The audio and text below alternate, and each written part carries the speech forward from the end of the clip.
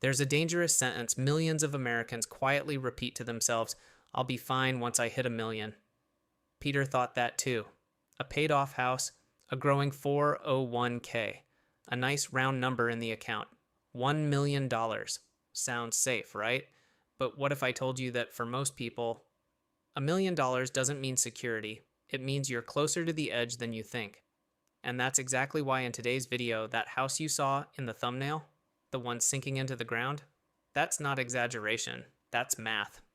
Before we go further, if you care about making smart financial decisions instead of comfortable assumptions, hit like and subscribe. It tells the algorithm this kind of conversation matters. All right, let's reset the illusion. $1 million is a lot of money. Let's not pretend it isn't. But here's the part nobody talks about. Almost nobody actually has $1 million saved for retirement. And I don't mean net worth. I don't mean your home equity. I don't mean your car. I don't mean that small business idea you believe could be worth something someday. I mean liquid retirement accounts, money that can actually generate income after you stop working. When you strip everything else away and look only at retirement savings, the numbers fall off a cliff. According to Federal Reserve data, the median retirement savings for American households is around $87,000. Half of households have less than that. Even among people in their late 50s and early 60s, the group closest to retirement, the median is roughly $185,000. That's not close to $1 million. That's not even the same universe. Now here's where it gets uncomfortable. Roughly 7% of Americans are millionaires by net worth, but only about 2 to 3% have actually accumulated $1 million specifically in retirement accounts. Think about that. Out of 100 people, only 2 or 3 have what most people consider the safe number. That's it.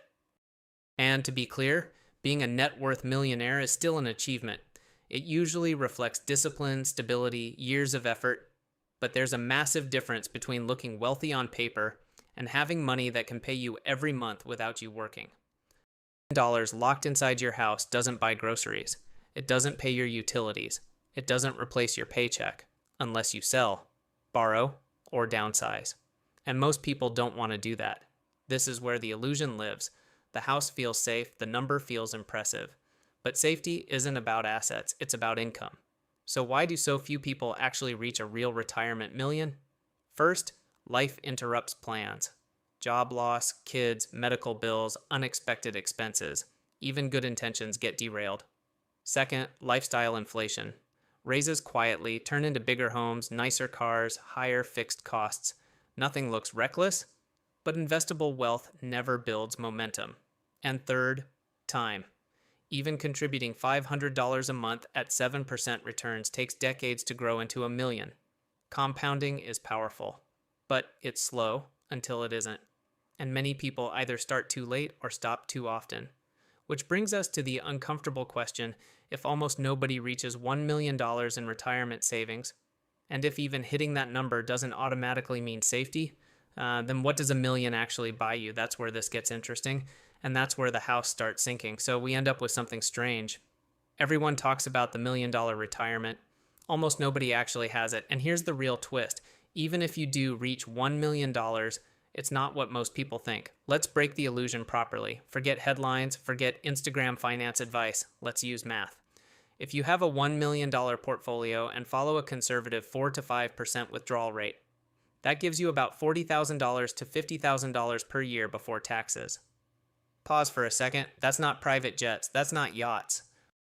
That's groceries, insurance, property taxes, utilities, healthcare. It's stability, not luxury. Now let's layer in Social Security.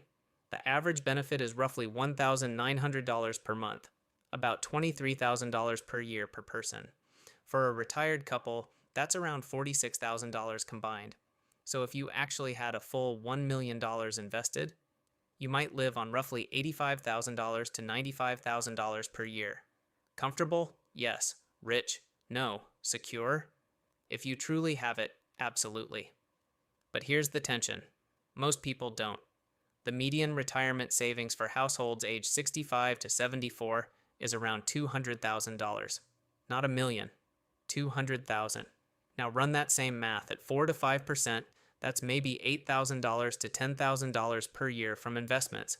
Add Social Security, and suddenly retirement doesn't look like freedom. it looks like budgeting carefully. Sometimes it looks like part-time work. Sometimes it looks like delaying retirement entirely. This is why the distinction matters so much. There's a massive difference between being net worth wealthy and being retirement ready. Net worth counts everything you own, but you can't live off your car, you can't pay for groceries with your dining table, and your house, no matter how beautiful, doesn't produce income unless you sell it, borrow against it, or downsize. And most people emotionally don't want to touch their house. It feels safe, it feels permanent, it feels like success. But Peter would ask you one simple question. If it doesn't send you money every month, is it actually security? Because retirement isn't about what you own. It's about what pays you. And this is where things get uncomfortable. Because once you understand what $1 million actually does, you realize something else. The real risk isn't failing to become a millionaire. The real risk is thinking you're safe when you're not. And in the final part, we're going to talk about the quiet mistake that keeps widening this gap, even for disciplined high earners. That's where the house really starts sinking. Let me show you something that never appears in financial headlines. Imagine two couples sitting at dinner, both 65 years old, both technically worth $1 million. Couple A owns a beautiful $900,000 home and has $100,000 saved. They feel secure. The house is paid off, they say.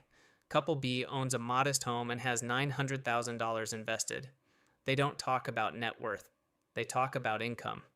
5 years later, something interesting happens. Couple A delays retirement, unexpected medical expenses, property taxes rise, insurance increases.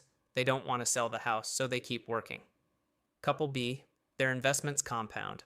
Their portfolio generates income, they adjust withdrawals carefully, they travel, they volunteer, they sleep better. Same million, different freedom. And that's the entire point. This is why liquidity matters more than most people realize. Let me show you something simple. Two people, same net worth, $1 million. Person A owns a $900,000 house outright and has $100,000 in savings. On paper, millionaire. In reality, still dependent on a paycheck. Now, person B owns a modest home with $100,000 in equity, but has $900,000 invested. Same net worth, completely different life. Person B could likely stop working tomorrow. Same number, different freedom. That's the part most people miss. Homes can build wealth, but they don't compound like investments. Historically, broad stock markets have doubled roughly every 7 to 10 years over long periods.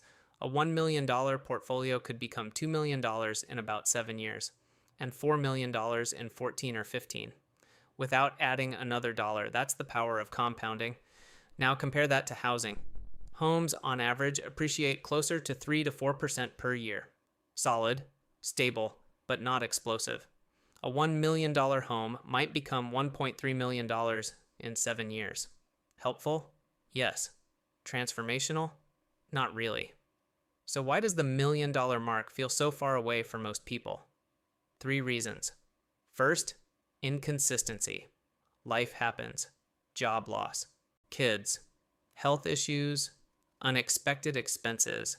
Plans get interrupted. Second, patience. Compounding is boring at the beginning. It feels slow. It feels small. And many people quit during the quiet years, right before momentum starts. Third, over-reliance.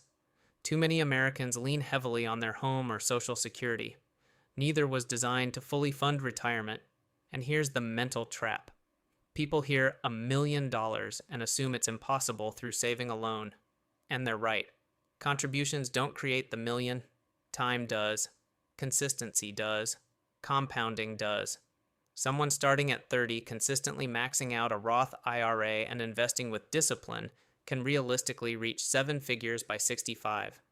And here's something even more important. You don't necessarily need a full million to build stability. $500,000 paired with Social Security and low housing costs can still create a secure life. That's the real lesson. $1 million is not a finish line. It's not a trophy. It's not luxury. It's a baseline. A starting point for security in a world where people live longer, healthcare costs rise, and inflation quietly erodes purchasing power. Peter would put it this way: net worth is the headline. Income is the reality. Net worth is like checking your car's oil. Retirement readiness is the engine. Cash flow, sustainability, flexibility, that's what matters. The goal isn't to look rich on paper, it's to have money that shows up for you every single month, whether you're working or not, and that's why so few people truly reach this milestone. Not because it's impossible, but because they misunderstand what the number actually means. So the question isn't, am I a millionaire? The real question is, if I stopped working tomorrow, would my money keep working for me? If you found this breakdown valuable, hit like. It genuinely helps more than you think. Subscribe if you want clear, realistic conversations about money. No hype, no fantasy, just strategy. And I'll see you in the next one.